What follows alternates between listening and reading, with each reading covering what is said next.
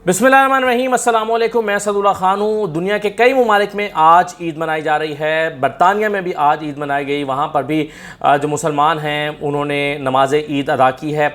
नवाज़ शरीफ साहब ने भी आज नमाज ईद अदा की है, लेकिन अफसोस की बात यह है कि वो नमाज़ पढ़ने के लिए उस मस्जिद में नहीं जा सके जहाँ वो हमेशा नमाज़ें पढ़ा करते थे और जहाँ पर वो जुमे अदा किया करते थे। इस मरतबा वो नमाज ईद की अदायगी के लिए मस्जिद नहीं जा सके।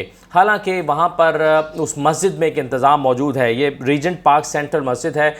यहाँ पर जो ये अरबियों की बुनियादी तौर पर मस्जिद है और इस मस्जिद में 2 कमरे अलग से बना दिए गए हैं। जो VIPs आते हैं, जैसे कुछ अरबी शहजादे आते हैं, तो वो इस मस्जिद में जब नमाज़ अदा करते हैं तो उनको अलग, वो जमात का हिस्सा तो होते हैं क्योंकि उसी मस्जिद में जमात होती है, लेकिन उनको सेपरेशन की गई होती है ताकि वो लोगों से अलग, पब्लिक से अलग नमाज़ अदा कर सकें, उनकी सिक्योरिटी का कोई मसला ना हो। वहाँ पर नवाज शरीफ साहब के पास एक ऑप्शन मौजूद था कि वो वहाँ जाके नमाज़ अदा कर सकते थे और पब्लिक से हट के मस्जिद के जमात का हिस्सा बन के नमाज़ अदा कर सकते थे। लेकिन नवाज शरीफ साहब आज मस्जिद में नमाज अदा करने नहीं जा सके। जाहिर है एक अवामी दबाव मौजूद है और ना जाने की वजह भी यही थी कि ऐसा ना हो कि मस्जिद पहुँचते हुए रास्ते में या मस्जिद के बाहर लोग जमा हो जाएं पाकिस्तान तहरीक इंसाफ के, या मस्जिद से निकलते हुए नारेबाजी हो जाए तो एक हंगामा हो जाएगा, एक बदमज़गी हो जाएगी, एक हुल्लड़बाजी सी हो जाएगी। तो इस सूरत हाल को अवॉइड करने के लिए उन्होंने घर में नमाज, इनफैक्ट घर में नहीं बल्कि दफ्तर में, हुसैन नवाज़ का जो दफ्तर है वहाँ पर नमाज अदा की है। और उस दफ्तर में चंद लोग जमा थे जिनमें इसाक डार थे, आबिद शेर अली थे, कुछ उनके जो मकामी सदर हैं मुस्लिम लीग नून के वो थे, और इसके अलावा कोई 5 के करीब जर्नलिस्ट थे जिनको दावत दी गई थी कि आप भी हमारे साथ आकर नमाज़ पढ़ें। उन्होंने भी मस्जिद छोड़ के इस बंद कमरे में, छोटे से कमरे में नमाज अदा की है हुसैन नवाज़ के दफ्तर में। और अगर आप उसके विजुअल्स देखें तो आपको साफ नज़र आएगा कि साइड पे टेबल को साइड पे खिसकाया गया है, इधर से LCD पड़ी हुई है और वहीं पर जाए नमाज़ें बचाकर जो है वो नमाज का अहतमाम किया गया है। एक छोटे से बंद कमरे में 2 सफ़े बनाई गई, छोटी सी, 8-10 लोग एक सफ़ में थे, 8-10 लोग दूसरे सफ़ में थे, और यूँ ये नमाज़ अदा की गई और नमाज़ पढ़ाई है। ये इनके दफ्तर में एक मुलाजिम है शकूर साहब, ये अक्सर जमात करा लेते हैं। जैसे बारिश है, ज़ाहिर है आप हम दोस्तों में से भी कोई बाज़ औक़ात किसी जगह पर इफ्तार के लिए इकट्ठे होते हैं, नमाज़ पढ़नी होती है, तो हम किसी दोस्त से कहते हैं यार तुम नमाज़ पढ़ा दो, तुम्हारी दाढ़ी है, तुम ज़रा, जो हमें बेहतर लगता है हम कहते हैं यार तुम नमाज इमामत करा दो।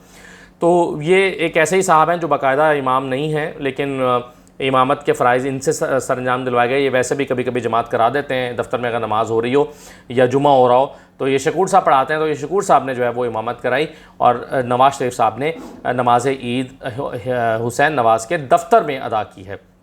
तो अब आपको ये ख्याल तो आया होगा कि ये विजुअल्स देखते हुए या मेरी बात सुनते हुए कि जो इमरान खान 2-4 दिन से कह रहे हैं कि मस्जिद नबवी में जो कुछ हुआ ये हमारी हिदायत पर नहीं हुआ, जो हुआ वो काबिल अफसोस है। लेकिन आप दुनिया के जिस भी कोने में चले जाएंगे आपके साथ यही होगा। लोग आप पर फ़िक्रे कसेंगे, जुमले कसेंगे, आवाज़ें उठाएंगे और आपसे आपका एहतसाब करेंगे और आपसे आपके बारे में पूछेंगे।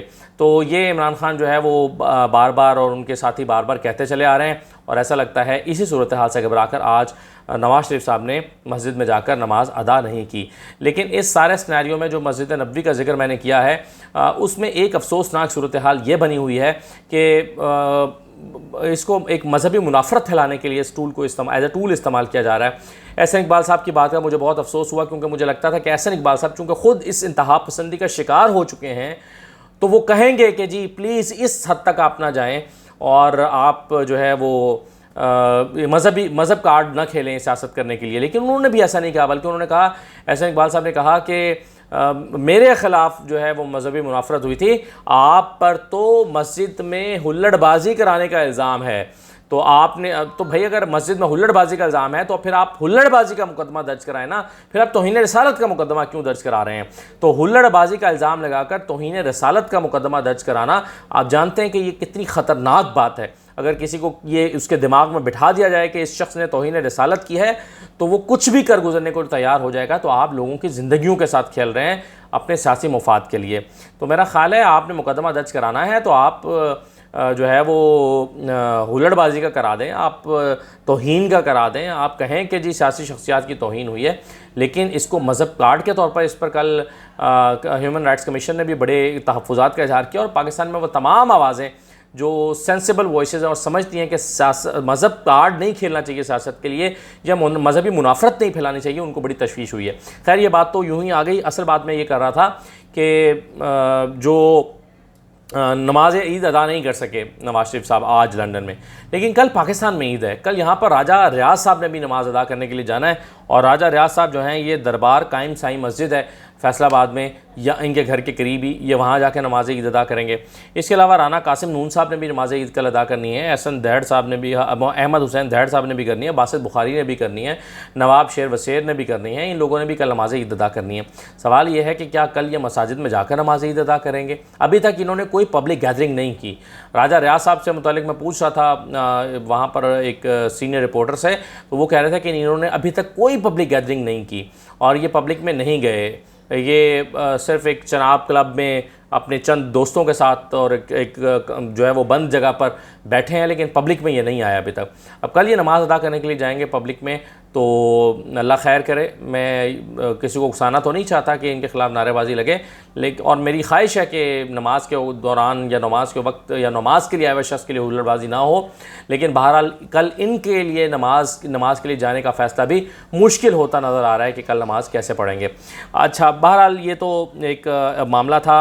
जो असल आज की स्टोरी है वो बड़ी ख़तरनाक है, और इसमें वो एतराफ़ात हैं जो रेबेका ग्रांट की तरफ से किए गए हैं। अमरीकी दिफाई तज्ज़ाकार हैं। आप टेलीविज़न पर इनका मुख्तसर क्लिप तो देख रहे हैं चंद सेकंड का, लेकिन ये बुनियादी तौर पर 1.5 मिनट का क्लिप है जो वायरल हुआ है। और इस 1.5 मिनट के क्लिप को अगर आप पूरा देखें तो आपको लगेगा कि 8 एतराफ़ात किए हैं रेबेका ग्रांट ने पाकिस्तान और अमेरिका के हवाले से, और ये जो हालिया रजीम चेंज हुआ है उसके हवाले से। वो 8 एतराफ़ात कौन से हैं, ज़रा मैं आपके गोश गुजार कर देता हूँ। देखिए, एक तो उन्होंने कहा कि पाकिस्तानी हुकूमत तब्दील करने में अमेरिका का किरदार है, ये एतराफ़ उन्होंने कर लिया है। और ये दिफाई तज्ज़ाकार हैं, डॉक्टर हैं, आप इनको ऐसे ही ना समझें कोई आम चलती फिरती ये कोई तज्ज़ाकार है। और अमेरिका में जो भी तज्ज़ाकार है और वो डॉक्टर है, वो बड़ी ज़िम्मेदारी के साथ बात करता है। तो ये रेबेका ग्रांट जो हैं, इन्होंने कहा कि पाकिस्तानी हुकूमत तब्दील करने में अमेरिका का किरदार है, ये एतराफ़ बुनियादी तौर पर किया है। फिर उन्होंने कहा कि अमेरिका पाकिस्तान से यूक्रेन की हिमायत चाहता है और चाहता था, जिसकी वजह से अमेरिका की नाराज़ी हुई। पाकिस्तान यूक्रेन की हिमायत नहीं कर रहा था बल्कि न्यूट्रल हो रहा था, तो ये न्यूट्रल होने की सज़ा मिली है पाकिस्तान को और पाकिस्तानी हुकूमत को। फिर उन्होंने कहा कि अमेरिका को, इमरान खान को रूस के करीब होने पर तरीके अदम एतमाद के ज़रिए निकाला गया। आप सोचें, ये वही मौक़िफ़ है जो इमरान खान आज तक कहते चले आ रहे हैं, इख्तियार करते चले आ रहे हैं, लेकिन उनको मानने को तैयार नहीं है अपोजिशन का कोई बंदा जो अब हुकूमत में आ गए हैं। लेकिन रेबेका ग्रांट कह रही हैं कि इमरान खान को रूस के करीब होने पर तरीके अदम एतमाद के ज़रिए निकाला गया। और मैं आपको ये भी बता दूँ कि ये जो खातून है, ये इमरान खान की या पाकिस्तान तहरीक इंसाफ की हिमायती नहीं है, ये जमहूरियत की हिमायती नहीं है। ये अमेरिका की फेवर में बात करते हुए कह रही हैं कि पाकिस्तान को समझना होगा कि उसको रूस के साथ ताल्लुकात, तजारती ताल्लुकात ख़त्म करना होंगे, उसको जो है वो चाइना के साथ ताल्लुकात महदूद करना होंगे और अमेरिका के साथ ताल्लुकात बढ़ाना होंगे। ये पाकिस्तान को समझना होगा। ये पाकिस्तान के ख़िलाफ़ बात करते हुए वो कह रही हैं कि जो है वो ये सब कुछ अमेरिका के ईमा पर हुआ है। उन्होंने कहा कि पाकिस्तान को चाइना के साथ ताल्लुकात महदूद करने होंगे। उन्होंने कहा कि पाकिस्तान हमेशा से अमेरिका के लिए एक मसला रहा है, Pakistan has always been a problem for America. फिर उन्होंने कहा कि वो रूस के साथ एनर्जी डील करता हुआ पकड़ा गया। इमरान खान के बारे में वो कह रही हैं कि इमरान खान जो है वो रूस के साथ एनर्जी डील्स करते हुए पकड़ा गया। गॉट कॉट का लफ्ज़ उन्होंने इस्तेमाल किया है, ही गॉट कॉट, यानी वो पकड़ा गया वहाँ पर एनर्जी डील करते हुए। फिर वो कहती हैं कि पाकिस्तान में यूँ तो जमहूरियत है मगर फ़ौज का सियासत के ऊपर ख़ासा कंट्रोल है, ये भी उन्होंने अपनी इस गुफ्तगू में कहा। पाकिस्तान को एंटी अमेरिका पॉलिसियों को तर्क करना होगा, ये भी धमकी है कि पाकिस्तान अगर चाहता है आगे चले और यहाँ पर सस्टेनेबिलिटी हो, इस्तेहकाम हो, तो पाकिस्तान को एंटी अमेरिका पॉलिसियों को तर्क करना होगा। फिर वो कहती हैं कि यही वजह है कि इमरान खान की हुकूमत को चंद हफ्ते पहले घर भेजा गया है। तो अब आप देखिए, ये एक अमेरिकी दिफाई तज्ज़ाकार का बयान है, इंटरव्यू है जो उन्होंने दिया है। इसमें क्या बात रह जाती है, इसमें कौन सा शक रह जाता है कि जो इमरान खान कहते चले आ रहे हैं वो, उसमें कौन सी गुंजाइश रह जाती है कि वो गलत है। तो ये हू बहू वही बातें हैं जो इमरान खान कर रहे हैं। वो कहते हैं कि मैं रशिया गया, इनको नापसंद आया। वो कहते हैं मैं एनर्जी डील कर रहा था, इन्होंने पसंदीदगी का इजहार किया। मैं वहाँ से सस्ता तेल ला रहा था पाकिस्तान के लिए, इनको बुरा लगा। और रजीम चेंज करने के लिए अमेरिका ने अपना असर रसूख इस्तेमाल किया। ये सब इमरान खान ने कहा है। तो ऐसी सूरत हाल में मेरा ख़्याल है पाकिस्तान के तमाम इदारों को रीथिंक करने की ज़रूरत है। लेकिन खैर, रीथिंक तो वो तब करेंगे जब उन्हें पता नहीं होगा कि क्या हुआ है। मेरा ख़्याल है सबको पता है क्या हुआ है, लेकिन कोई कबूल करने के लिए तैयार नहीं है। इजाज़त दीजिए, अल्लाह हाफ़िज़।